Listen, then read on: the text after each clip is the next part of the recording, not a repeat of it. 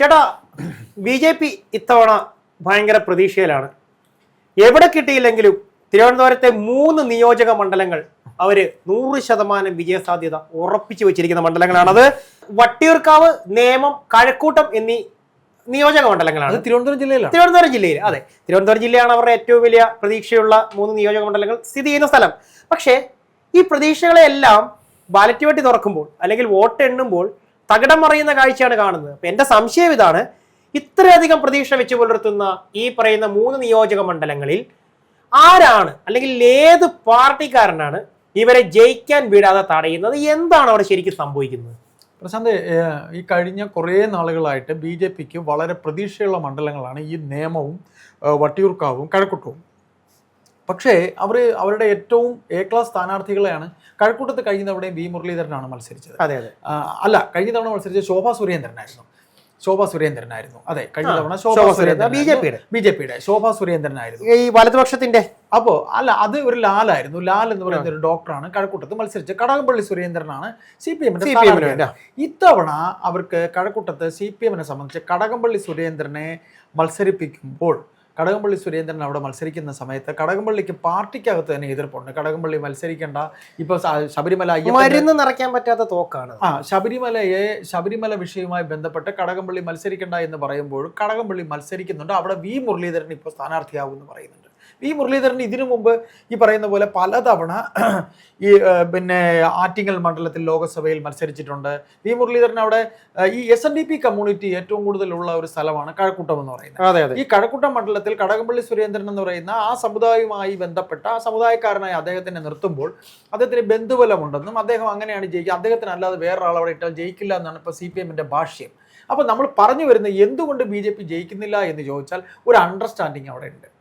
അവിടെ ഒരു അണ്ടർസ്റ്റാൻഡിങ് ഉണ്ടോ ഇല്ലയോ എന്നൊരു സംശയമുണ്ട്. കാര്യം അതായത് ഈ പറഞ്ഞു വരുന്ന അണ്ടർസ്റ്റാൻഡിങ് ഇടതുപക്ഷവും വലതുപക്ഷവും തമ്മിലാണ്. തീർച്ചയായിട്ടും. അതായത് അവിശുദ്ധ ബന്ധമാണോ ഇവിടെ?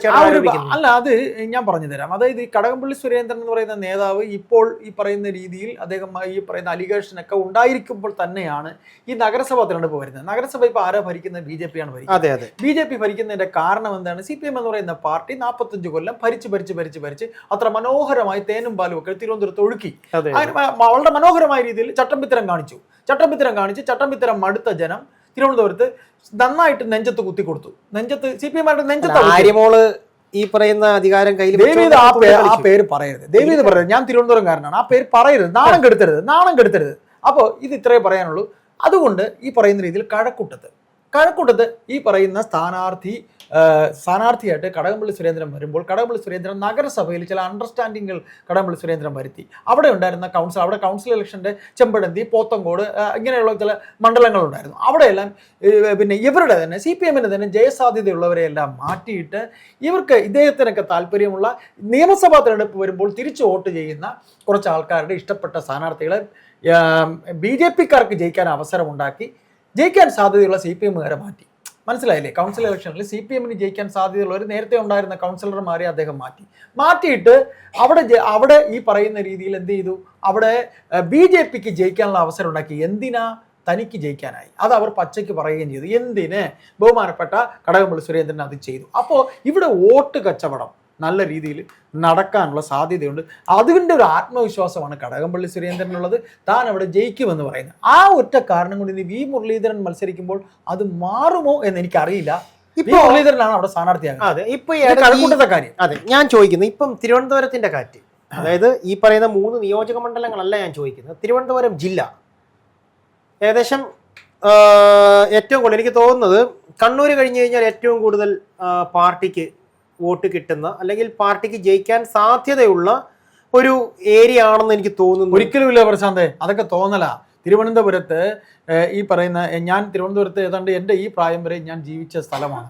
തിരുവനന്തപുരത്ത് എൻ്റെ പരിമിതമായ അറിവിൽ ഞാൻ വളർന്ന സ്ഥലത്ത് K അനിരുദ്ധൻ എന്ന് പറയുന്ന ഒരു നേതാവ്, CPM നേതാവ്, അവിടെ മുതലാണ് എൻ്റെ ഓർമ്മയുള്ളത്. ബാക്കി എനിക്ക് അതിന് ശേഷം തീരെ കൊച്ചെനിക്ക് അറിയില്ല ബാക്കി കാര്യങ്ങൾ. അനിരുദ്ധൻ മുതൽ ഇന്നിപ്പോൾ, അതായത് A സമ്പത്തിൻ്റെ അച്ഛനാണ് അനിരുദ്ധൻ മുതൽ ഇന്നിപ്പോൾ മേയറായി വന്ന ഈ ആര്യ രാജേന്ദ്രൻ എന്ന് പറയുന്ന നേതാവിനെ വരെ കണ്ട ഒരു എന്റെ ഈ ജീവിതത്തിലൂടെ ഞാൻ കണ്ടിട്ടുണ്ട്. ഒരുപാട് മേയർമാരെ, ഒരുപാട് MLA മാരെ, ഒരുപാട് മന്ത്രിമാരെയും തിരുവനന്തപുരത്തെ കണ്ടു എന്ന് പറയാം. തിരുവനന്തപുരം അങ്ങനെ ഒരു പ്രോ CPM അല്ല. എന്നാൽ CPMകാരും ഉണ്ട് താനും, എന്നാൽ കോൺഗ്രസ്സുകാരും ഉണ്ട്. ഇപ്പോൾ BJP എങ്ങനെയാണ് വളർന്നതെന്ന് ചോദിച്ചാൽ BJP വളർന്ന് CPMൽ നിന്ന് എത്രയെങ്കിലും ആൾക്കാർ മടുത്തിട്ട്, പണ്ട് ഇവർ കളിയാക്കുമായിരുന്നു കോൺഗ്രസിൽ നിന്ന് CPMലേക്ക് പോയിന്ന്. ഇന്ന് CPMൽ നിന്നാണ് ഏതാണ്ട് 20% കേരളം ഒട്ടുക്ക് 20% വോട്ട് CPMൽ നിന്ന് പോയി കഴിഞ്ഞു. അപ്പൊ നമ്മളിപ്പോൾ പറയും, നമ്മളെ വിഷയം ഇതാണ്, കഴക്കൂട്ടം, നേമം, വട്ടിയൂർക്കാവ് ഇവിടങ്ങളിൽ എന്തുകൊണ്ട് BJPക്ക് വോട്ട് കുറയുന്നു. വട്ടിയൂർക്കാവ് ഇപ്പൊ മത്സരിക്കാൻ പോകുന്ന ആരാണ്? ശ്രീലേഖ IPS മത്സരിക്കാൻ പോകുന്നു പറയുന്നു. സത്യത്തിൽ വട്ടിയൂർക്കാവിൽ നല്ലൊരു കാൻഡിഡേറ്റിനെ BJP ഇട്ടിരുന്നാൽ, അതായത് VK പ്രശാന്ത് എന്ന് പറയുന്ന കാൻഡിഡേറ്റും ഈ പറയുന്ന രീതിയിൽ ആരാണ് ബഹുമാനപ്പെട്ട K മുരളീധരനും മത്സരിച്ചാൽ, ഇവർ 3 പേരും മത്സരിച്ചാൽ തന്നെ ഞാനൊന്ന് പറഞ്ഞോട്ടെ. അതായത് ഇത്തരത്തിൽ ഇവർ 3 പേരും മത്സരിക്കുമ്പോൾ ഈ പറയുന്ന ശ്രീലേഖ എന്ന് പറയുന്ന IPS ഉദ്യോഗസ്ഥ, അവരിപ്പോൾ കൗൺസിലറാണ്, അവർക്ക് ഈ പറയുന്ന രീതിയിൽ ശാസ്തമംഗലം, വട്ടിയൂർക്കാവ് അല്ലെങ്കിൽ പിന്നെ കുറച്ച് ഗവൺമെന്റ് ഉദ്യോഗസ്ഥർ താമസിക്കുന്ന, കുറച്ച് ബിസിനസ്സുകാർ താമസിക്കുന്ന ഇടങ്ങളിലൊക്കെയുള്ള BJPയുടെ കുറച്ച് വോട്ട് മാത്രമേ കിട്ടൂ. ശക്തനായ ഒരു കാൻഡിഡേറ്റിനെ അവർ അവിടെ നിർത്തിയാൽ, ശോഭാ സുരേന്ദ്രനെ പോലൊരു കാൻഡിഡേറ്റിനെ വട്ടിയൂർക്കാവിൽ നിർത്തിയാൽ അതിഭീകരമായ ഒരു മത്സരം നടക്കും. പിന്നെ K മുരളീധരനെ സംബന്ധിച്ച് അവർ പ്രതീക്ഷിക്കുന്ന ഒരു കാര്യം കൂടെ ഉണ്ട്. K മുരളീധരൻ BJPയെ എതിർക്കുന്ന ഒരു നേതാവാണ്. K മുരളീധരൻ ഒരിക്കലും RSSനെ BJP, അദ്ദേഹം ഒരിക്കലും വർഗീയ പാർട്ടികളെ, പ്രത്യേകിച്ച് BJP അദ്ദേഹത്തിന് കണ്ണെടുത്താൽ കാണത്തില്ല, BJPയിൽ RSSനെ. അതുകൊണ്ട് തന്നെ K മുരളീധരനോടുള്ള വിരോധം കൊണ്ട് ഹിന്ദു വോട്ടിൽ BJPക്ക് കിട്ടുമെന്ന് അവർ കരുതുന്നുണ്ടെങ്കിൽ എങ്കിൽ ശ്രീലേഖ എന്ന് പറയുന്ന ഒരൊറ്റ കാൻഡിഡേറ്റ് കൊണ്ട് ആ വോട്ടും കിട്ടാതെ. അല്ല, ശ്രീലേഖ IPS ഒന്നും പോരാ. ശ്രീലേഖ IPSന്റെ എന്ന് പറയുന്ന കാൻഡിഡേറ്റ് കൊണ്ട് തന്നെ കിട്ടാനുള്ള വോട്ട്. പിന്നെ പ്രശാന്തിന്റെ കാര്യം ഞാൻ ചോദിക്കുന്നത് VKPയുടെ കാര്യമാണ്. VK പ്രശാന്തിന്റെ കാര്യം എന്ന് പറഞ്ഞാൽ VK പ്രശാന്തിനെ ജനസമ്മതി കുറയ്ക്കാനായിട്ടുള്ള ഒരു നമ്പറാണ്. അല്ല, VKP ജനസമ്മതനായ ഒരു ജനസമ്മതനാണ്. പക്ഷെ ഇത്തവണ K മുരളീധരൻ മത്സരിക്കുമ്പോൾ അതിന് ഒരു ചാഞ്ചാട്ടം ഉണ്ടാകാൻ കാരണം ആന്റി ഇൻകംബൻസി വളരെ ആന്റി ഇൻകംബൻസി ഒരു ഫാക്ടറാണ്. ആന്റി ഇൻകംബൻസി ഉള്ളത് കൊണ്ട് തന്നെ, ഭരണവിരുദ്ധ വികാരം ഉള്ളത് തന്നെ പ്രശാന്ത് എത്ര നല്ല MLA ആണെന്ന് എന്നുണ്ടെങ്കിലും അവിടെ ഒരു ഇത് മധ്യവർഗത്തിന്റെ സ്ഥലം. ഞാൻ ചോദിക്കുന്നത് മധ്യവർഗം കൂടുതലുള്ള സ്ഥലമാണ്. ഞാൻ ചോദിക്കുന്നത് തൃശ്ശൂര് അച്ഛൻ രാജാവായി വാണ മണ്ണാണ് തൃശ്ശൂര്. K മുരളീധരനെ സംബന്ധിച്ചിടത്തോളം സ്വന്തം അച്ഛൻ രാജാവായി വാണ മണ്ണാണ് തൃശ്ശൂര്. ആ തൃശ്ശൂര് BJPക്ക് മുന്നിൽ മുട്ടുമടക്കേണ്ടി വന്ന ഒരു സ്ഥാനാർത്ഥിയാണ്. അതിന്റെ കാരണം മറ്റൊന്നുമല്ല, K മുരളീധരന്റെ കുഴപ്പം കൊണ്ടല്ല. ഈ പാർട്ടി അത് ആ വിഷയം മറ്റൊന്നാണ്. നമുക്കത് പിന്നൊരു അവസരത്തിൽ സംസാരിക്കാം. അത് ഈ പാർട്ടിക്കകത്ത് ഉണ്ടായ ഒരു ആഭ്യന്തര പ്രശ്നമാണ് കോൺഗ്രസിനകത്ത്. ഒരിക്കലും ഇല്ല. തിരുവനന്തപുരം ജില്ലയിൽ പ്രത്യേകിച്ച് വട്ടിയൂർക്കാവ് K മുരളീധരന് വളരെ അടുപ്പമുള്ള സ്ഥലമാണ്.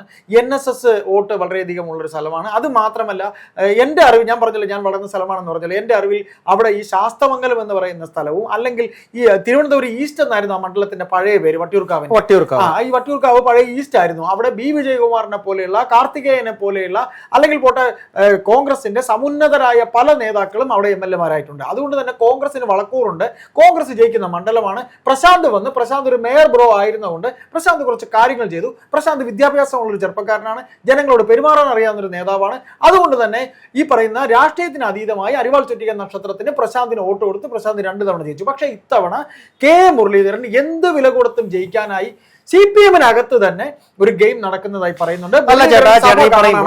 മുരളീധരൻ സഭ കാണണം, വട്ടിയൂർക്കാവിൽ നിന്ന് മുരളീധരൻ ജയിക്കണമെന്ന് CPM-നകത്ത് പ്രശാന്തിനോട് താല്പര്യമുണ്ട് എന്നിരിക്കലും CPM-നകത്ത് തന്നെ ഒരു വിഭാഗം ഭരണവിരുദ്ധ വികാരത്തിൽ മുരളീധരൻ ജയിക്കണമെന്ന് ആഗ്രഹിക്കുന്നു എന്നാണ് എനിക്ക് തോന്നുന്നത്. അവിടെ BJPയെ കുറിച്ച് പറയുമ്പോൾ ഈ പറയുന്ന പ്രസ്തുത വ്യക്തി IPS ഉദ്യോഗസ്ഥ മത്സരിക്കുമ്പോൾ ഒരിക്കലും അത് ജയം, അത് എന്തുകൊണ്ടും ജയിക്കുന്നില്ല എന്നുള്ള വിഷയം തന്നെയാണ് നമ്മുടെ വിഷയം. അതിന്റെ കാരണം ഈ ശ്രീലേഖ എന്ന് പറയുന്ന സ്ഥാനാർത്ഥി ഒരിക്കലും ഒരു പൊട്ടൻഷ്യൽ സ്ഥാനാർത്ഥി അല്ല എന്ന് എൻ്റെ ഒരു നിഗമനത്തിൽ, ഒരു സാധാരണ രാഷ്ട്രീയ വിദ്യാർത്ഥി നിലയിൽ എനിക്ക് തോന്നുന്നു. ഇനി നമുക്ക് ഇതിന്റെ ബാക്കി സംസാരിച്ച് പോവുകയാണെന്നുണ്ടെങ്കിൽ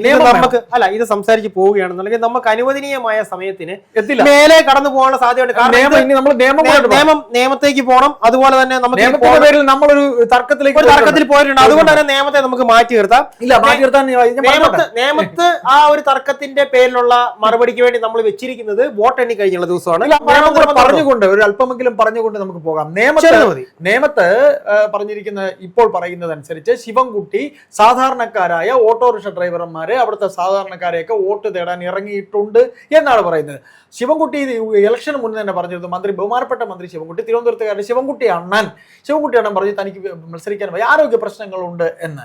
പക്ഷെ അദ്ദേഹം ഇങ്ങനെ ഇറങ്ങിയിട്ടുണ്ട്. പക്ഷെ അതൊന്നും നടക്കാനുള്ള സാധ്യതയില്ല. രാജീവ് ചന്ദ്രശേഖർ എന്ന് പറയുന്ന കോർപ്പറേറ്റ് നിയമവുമായി എനിക്ക് വളരെ അടുത്ത ബന്ധങ്ങളുണ്ട്. ഞാൻ പറയുന്നു, നേമം എന്ന് പറയുന്ന സ്ഥലത്ത് ഹിന്ദു വോട്ടിൽ നായർ കമ്മ്യൂണിറ്റിയുടെ വോട്ട് വിശിഷ്യ അത് കോൺഗ്രസിലുണ്ടായിരുന്ന വോട്ടാണ്.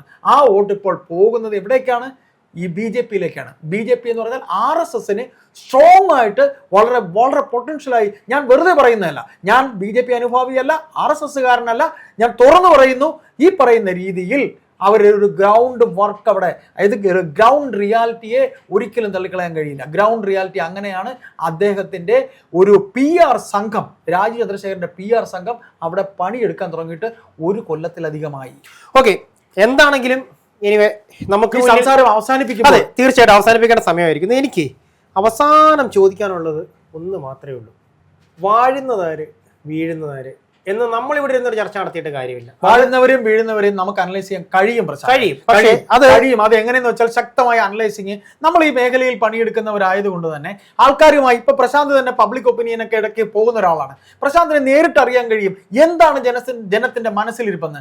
അതിൽ നമുക്ക് പറയാൻ കഴിയും. അതുകൊണ്ട് നമ്മൾ വെറുതെ വായ്ത്താരി അടിക്കുന്നതല്ല. നമുക്ക് പറയാൻ, ഞാൻ ഒരു കാര്യം കൂടെ പറഞ്ഞോട്ടെ. തിരുവനന്തപുരം ജില്ലയിൽ ഇപ്പൊ ഈ കഴിഞ്ഞ നഗരസഭാ ഇലക്ഷൻ, എന്റെ സുഹൃത്തെ, ഞാനൊന്ന് വെറുതെ നമ്മുടെ തിരുവനന്തപുരത്ത് നാട്ടിൽ നമ്മുടെ സുഹൃത്തുക്കളുടെ അടുത്തൊക്കെ ഞാൻ സംസാരിച്ചിട്ട് ഈ ഒരു വിഷയം പഠിക്കുന്ന ഒരു വിദ്യാർത്ഥി എന്ന രീതിയിൽ എൻ്റെ മനസ്സിൽ തോന്നി, ഇത്തവണ BJP അരാവരമെങ്കിലും നഗരസഭയിൽ വരുമെന്ന് എനിക്ക് തോന്നി, എൻ്റെ കൊച്ചു ബുദ്ധിയിൽ തോന്നി. അത് ഞാൻ ഈ പറയുന്ന രീതിയിൽ നമ്മുടെ ഈ മേഖലയിൽ ഒരു വാർത്തയിലൂടെ ഞാൻ അത് പറഞ്ഞതിന് എനിക്ക് നിറച്ച് തെറി കേട്ടിട്ടുണ്ട്. പക്ഷേ റിസൾട്ട് വന്നപ്പോൾ എന്തായിരുന്നു വന്നത്? BJP തന്നെ ഭരണത്തിൽ വന്നു. BJP വന്നത് എനിക്ക് ഇഷ്ടമായിട്ട് ഞാൻ BJP വരുമെന്ന് പറഞ്ഞതല്ല. ഗ്രൗണ്ട് റിയാലിറ്റിയെ നമുക്കൊരിക്കലും തള്ളിക്കളയാൻ കഴിയില്ല. ഗ്രൗണ്ട് റിയാലിറ്റി അത് റിയാലിറ്റി തന്നെയാണ്. ഇതിൽ എന്തുകൊണ്ട് BJPക്ക് ജയിക്കാൻ കഴിയുന്നില്ല എന്ന ചോദ്യത്തിന് വരികയാണെങ്കിൽ, വെറുതെ ഈ പറയുന്ന രീതിയിൽ പറഞ്ഞാൽ പോരാ. ശക്തരായ കാൻഡിഡേറ്റ്സിനെ നിർത്തുക, ഈ അടിയൊഴുക്കുകൾ, അതായത് CPM-യുമായുള്ള ഒരു ബാന്ധവം, CPM-ന് വോട്ട് മറിച്ചു കൊടുക്കുന്ന PP മുകുന്ദൻ എന്ന് പറയുന്ന BJP നേതാവ് മുതൽ തിരുവനന്തപുരത്ത് വോട്ട് മറിച്ചു കൊടുത്ത പാരമ്പര്യം BJPക്ക് തിരുവനന്തപുരത്തുണ്ട്. ഇല്ലെന്ന് തിരുവനന്തപുരത്ത് ഏതെങ്കിലും BJP-കാരൻ പറയട്ടെ, ഞാൻ വെല്ലുവിളിക്കുന്നു.